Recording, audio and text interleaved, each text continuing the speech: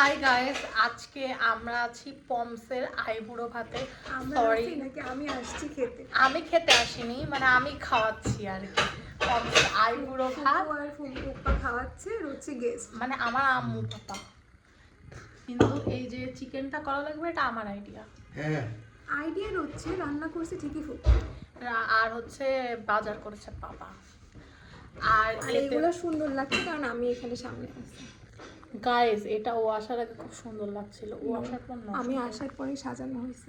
Guys, প্রচুর makeup করেছে আমাদের। কিচ্ছু মেকআপ করি নাই, প্রচুর মেকআপ করেছে। কিচ্ছু করি নাই, একদম ন্যাচারাল। এজন্য আমি বলছি গাইস, ওরা হচ্ছে লাগতেছে। গাইস, আমি ঘুম থেকে উঠে পানি দিয়ে মুখ ধুয়ে চলে এসেছি। রুচি পারফিউম মেখে আসছে।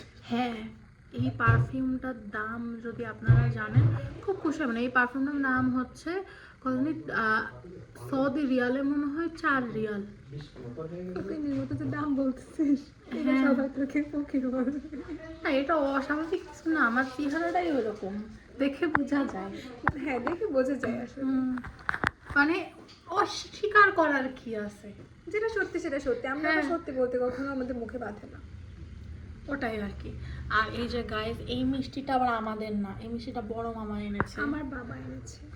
আমার বড় মামা হয় গাইস। ইটস ওই যে অঙ্কুর ভাই আর বাবা আমার বড় মামা হয়। পমস কিন্তু হচ্ছে ওকে ডাস্টবিন থেকে কুড়িয়ে পাওয়া গিয়েছিল যশোর থেকে। এই জন্য আমাকে এত বড় করে দিয়ে দিচ্ছে।